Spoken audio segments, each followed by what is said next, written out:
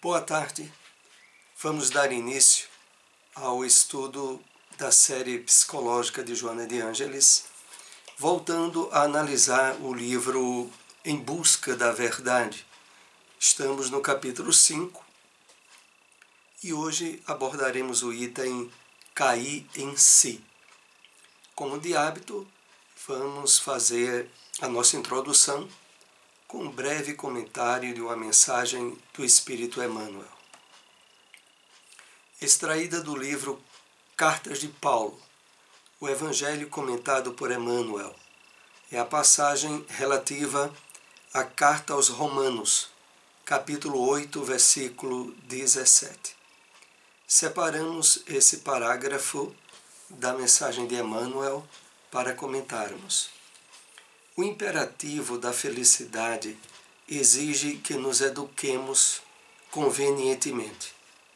Olvidemos o desperdício de energia, os caprichos da infância espiritual e cresçamos para ser, com o Pai, os tutores de nós mesmos.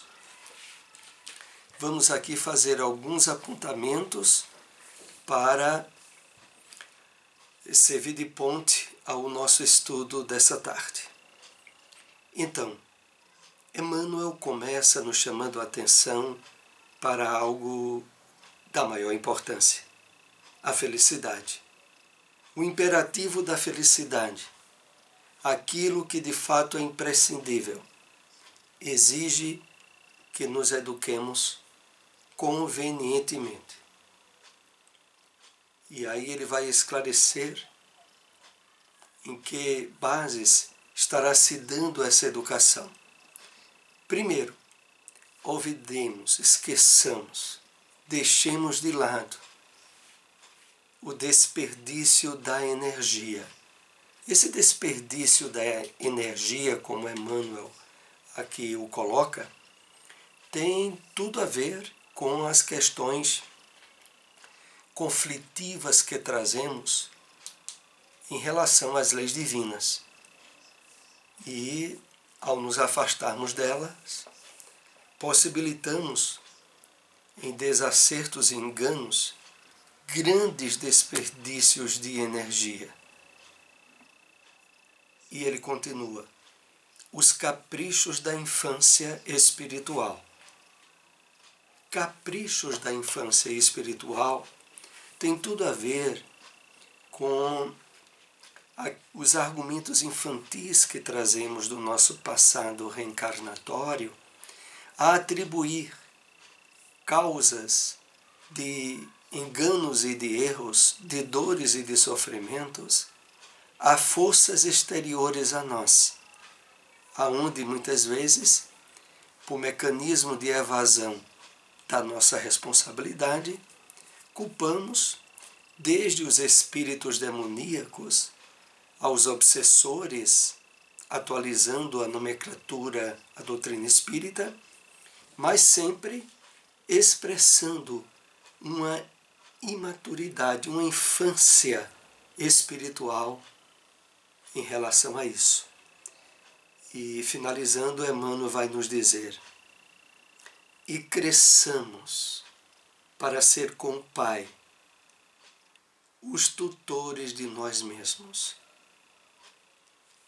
Essa via real que nos encaminha para a verdadeira felicidade, que tem a ver com um trabalho evolutivo de progresso, de crescimento, para assumirmos de forma ampla e absoluta a responsabilidade sobre tudo aquilo que a vida nos traz, desde a utilização do pensamento, a vivência nas emoções, a expressar nos nossos hábitos de vida aquilo que agora, em harmonia com as leis divinas, expressam de fato o nosso crescimento espiritual.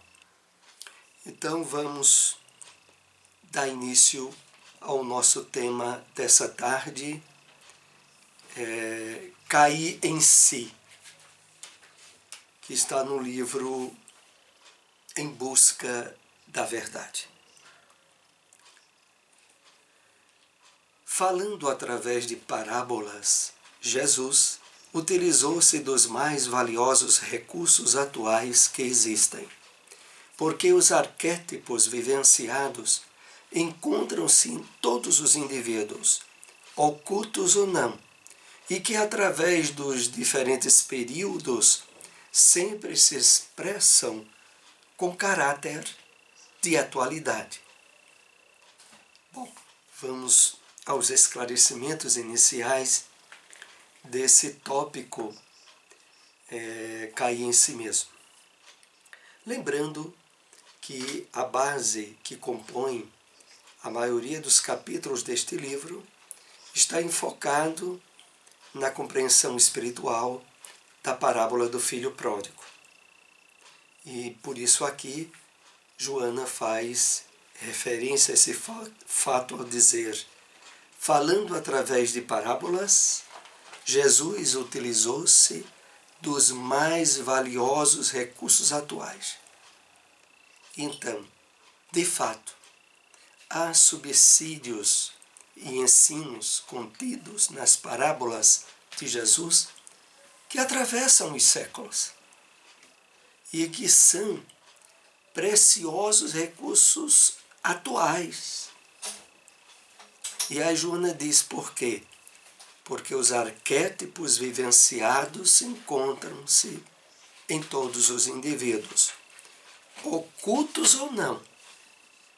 Esses arquétipos vivenciados por nós, lembrando aqui arquétipo como padrões, modelos, condicionamentos, estruturas de identificação que trazemos do nosso passado, alienado das leis divinas e vivenciado de forma materialista, eles estão no nosso passado encarnatório, estão no nosso inconsciente e podem, e muitas vezes afloram de uma forma grande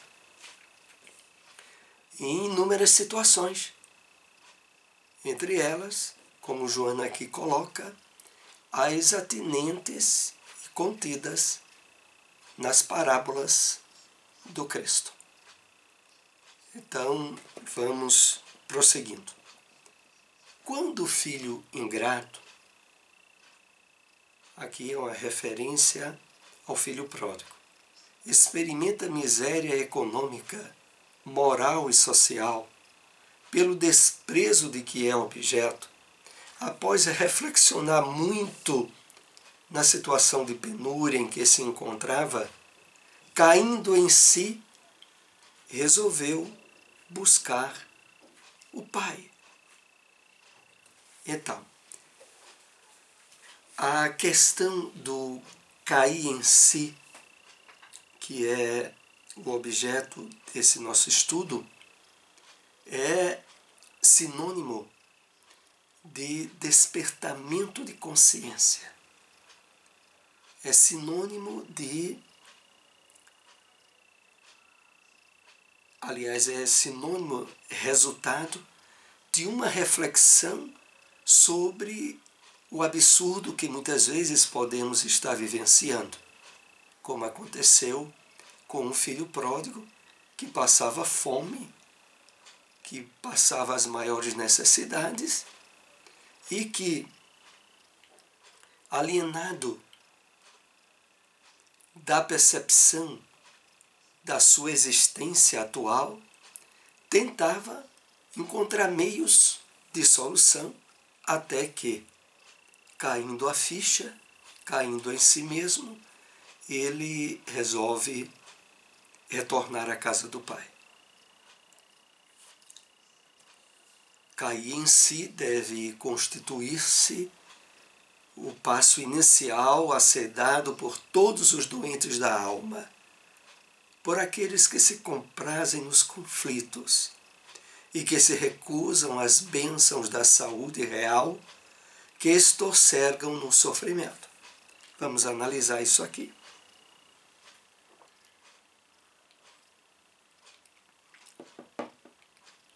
Então, Joana coloca, a princípio, deve constituir-se passo inicial a ser dado por todos os doentes da alma. De uma forma indireta, envolve a todos nós. É necessário, através do processo da meditação, da autorreflexão, percebermos até que ponto atitudes e hábitos nossos ainda se estabelecem em condicionamentos de miséria, de pobreza, de sofrimento, de conflitos que já poderiam ou deveriam ter sido resolvidos. Na medida em que nós, utilizando-se da reflexão, percebemos que isso ainda nos limita, nos importuna e nos torna infeliz, percebemos as consequências que essas atitudes nos causam, desde a perda da saúde física orgânica, da saúde emocional, a níveis de sofrimento totalmente evitáveis, se já estivéssemos suficientemente despertos e buscado o acolhimento, a proteção, o amparo nas leis divinas. A conquista da autoconsciência tem início nesse cair em si, graças ao sofrimento experimentado, que é o desencadeador da necessidade de encontro, de autoencontro profundo. O sofrimento consciente, que faculta reflexões, convida à mudança de comportamento. Então, como estávamos dizendo, a conquista do autoconhecimento tem início nesse cair em si, que Joana destaca nesse capítulo 5 que nós estamos analisando. E ele vem por decorrência do sofrimento que estejamos percebendo em nós. E mais adiante Joana vai dizer a nós: o sofrimento consciente que faculta reflexões convida a mudança de comportamento. De fato, na medida em que nós nos percebemos num nível desassossegador de relativa infelicidade que estejamos vivenciando, nós estamos a um passo das aberturas do cair em si e da busca espiritual profunda em nossa maneira de viver. É a isso que esse estudo dessa tarde vai nos convidando. Encarcerado no egoísmo e vitimado pelas paixões ancestrais, o homem que padece a injunção da ignorância, dos males que o visitam, que nele mesmo se encontram, procurando mecanismo de evasão e justificativas irreais para evitar seu enfrentamento, a busca do si. É interessante quando nós analisamos essa questão, porque há para toda criatura, para qualquer um de nós que ainda não trabalhou suficientemente o despertamento espiritual, a maneira nova de encarar a vida que é proposta pela doutrina espírita, qualquer um de nós que ainda não tenha feito suficientemente isso, somos vítimas em determinados momentos de níveis de infelicidade totalmente evitáveis, de conflitos, de desgastes emocionais, que se estivéssemos mais atentos, mais despertos espiritualmente, evitaríamos completamente. É a isso que esse texto se refere. Encarcerado no egoísmo e vitimado pelas paixões ancestrais. É assim que a grande maioria da humanidade, presa ao materialismo, vivem. O homem, por decorrência, padece a injunção da ignorância dos males que o visitam. A superação dessa ignorância é propiciada a nós pela doutrina espírita, mas é necessário que nós nos apoderemos desse conhecimento, estabelecendo novos hábitos mentais, estabelecendo um esforço de sensibilização para a vivência da proposta do Evangelho e aí sim estabelecermos novos padrões, novos modelos,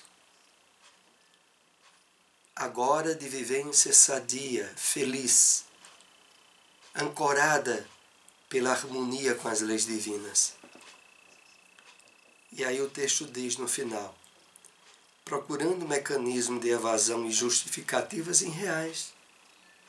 É assim que muita gente vive, mesmo se percebendo em comportamentos e atitudes infelizes, em vez de fazer o esforço de despertamento e de mudança, vive buscando desculpas para os problemas e conflitos que não se decidiu por vencer.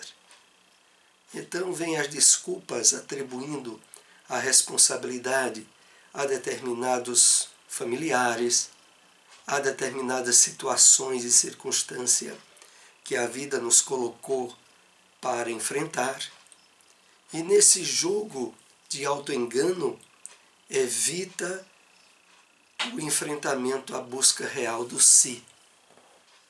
Esse enfrentamento que é procurar dentro de si mesmo as causas para o sofrimento que passa e desse modo trabalhar o autoencontro, trabalhar o despertamento do si profundo. Prossigamos. Cair em si, portanto, é uma forma de conversão, de voltar-se para algo novo, ou redescobrir o valor do que possuía e desperdiçou. Ninguém pode assumir uma postura madura e equilibrada sem o contributo da reflexão profunda, que lhe permite mergulhar no si. Então, aprofundando a temática, a Joana nos propõe. Cair em si é uma forma de conversão, de mudança profunda, de redescobrir o valor que possuía e desperdiçou, que é o estado de paz e de harmonia íntima, pautada no equilíbrio com as leis divinas. Ninguém pode assumir uma postura madura e equilibrada sem o contributo da reflexão profunda. Lembramos aqui os comentários que fizemos da mensagem de abertura de Emmanuel a respeito exatamente dessa postura madura, que é propiciadora da verdadeira felicidade. Essa postura madura tem tudo a ver com a percepção dos reais objetivos da vida, com a percepção de que somos espíritos temporariamente revestindo uma armadura física, uma roupa grosseira, mas que de maneira nenhuma é sinônimo de vida essa roupa. Então, finalizando esse tópico, Joana nos diz que lhe permite mergulhar no si. Olhe, a grande dificuldade do autoconhecimento, do mergulho no si, para a grande maioria das pessoas, é a identificação com o materialismo. Porque o materialismo projetou na mente de muita gente que a vida é uma só, essa vida do corpo. E de que infelicidades, dores e sofrimentos é o patrimônio natural da vida e que normalmente não tem razão nem motivo de acontecer com a pessoa, a não ser um certo nível de azar, de má sorte. Isso está no contexto do materialismo. E nesse contexto, as pessoas fogem do autoconhecimento. Porque nesse autoconhecimento elas perceberiam todo um universo de inferioridades e de desequilíbrios cuja causa está nela mesma. Para fazermos isso, é imprescindível já termos recebido as âncoras de salvação que são propiciadas pela espiritualidade, pela revelação espírita, que são a misericórdia e o amor de Deus, a estrutura na qual a reencarnação possibilita inúmeros recomeços e superações de imperfeições, e a certeza do destino final de toda a humanidade, que é a perfeição, o progresso e a felicidade. Ancorados por esse lastro de conhecimento que a doutrina espírita nos dá, nós podemos e devemos fazer o esforço do autodescobrimento, do despertamento do si, sem qualquer nível de receio por aquilo que descobramos dentro de nós mesmos.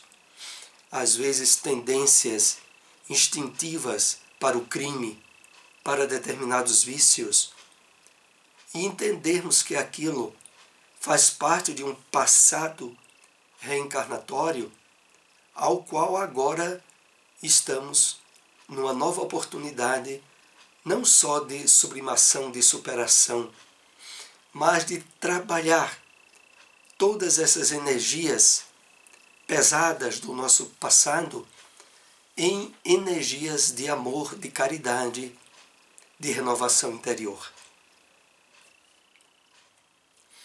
A coragem de autodescobrir-se, identificando os erros que se permitiu,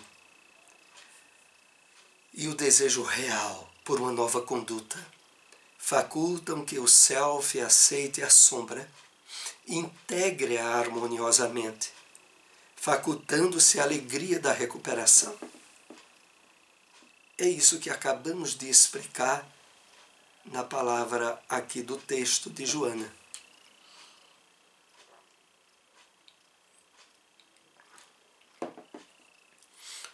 Para que aceitemos a sombra do nosso passado delituoso, trabalhando-a, integrando-a agora na alegria da recuperação.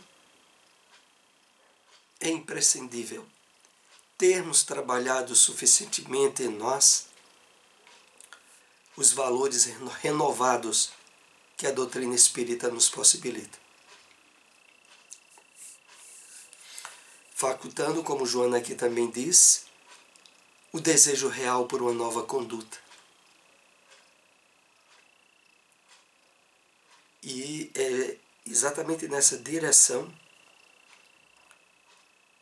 que esse texto sobre cair em si vai nos conduzindo. Cair em si como abertura de uma renovação profunda, de uma real estrutura para os padrões de felicidade verdadeira, amparada pelas leis divinas. Nessa circunstância, a criança ferida que existe em cada pessoa está renovada, sem cicatrizes, nem marcas dos transtornos passados, vivenciando a individuação. Bom, esse é o último tópico que nós vamos analisar desse estudo do Caí em si.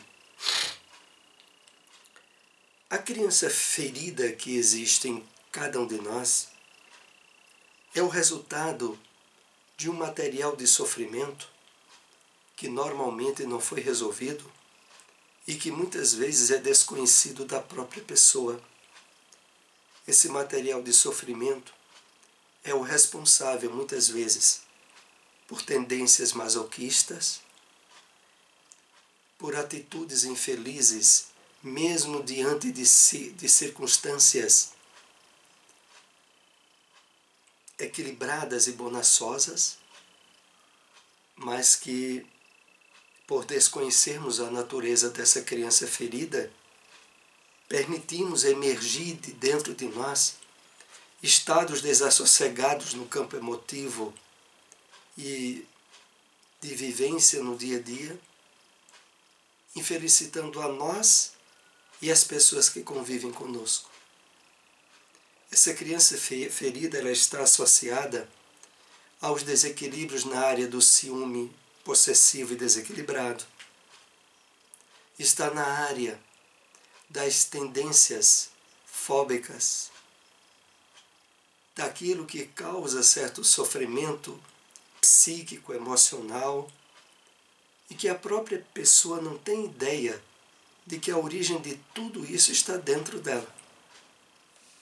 Então, ao trabalharmos esse cair em si, nós vamos resolvendo essa criança ferida, agora sem cicatrizes nem marcas dos transtornos passados. E o que é mais importante aqui, que vamos destacar, vivenciando a individuação. Vivenciando a individuação, aqui tem um ponto que é muito importante, é porque esse trabalho de individuação nos faculta a superarmos as identificações transitórias com determinadas tendências de caráter ou de personalidade que muitas vezes apenas significou um material com o qual o espírito lidou na presente encarnação ou em encarnações passadas. Nós não estamos apenas trabalhando com a doutrina espírita a renovação natural do corpo físico, mas também a renovação do psiquismo nosso em cada reencarnação, aonde os valores que vão caracterizar a individuação nossa é a soma, diríamos assim, a média aritmética de valores reais, de virtudes, de conquistas que o nosso espírito fez e que são conquistas dele mesmo, a sobreviverem, a se intensificarem e propiciarem essa individuação ao longo de diversas encarnações. Então, a doutrina espírita, ela nos convida a uma maturidade do senso espiritual muito profunda, que é a desidentificação, a princípio, com o corpo físico, depois com identificações de gosto, de tendências, oriundas da educação que recebemos dos pais, da sociedade atual em que vivemos, e que não vão permanecer em nós, porque não vão caracterizar a nossa individuação. Bom, essa temática irá se aprofundar um pouco mais em novos encontros. Agradecemos a todos que tenham nos acompanhado nesse estudo. Se possível, compartilhem essas informações. Uma boa tarde a todos.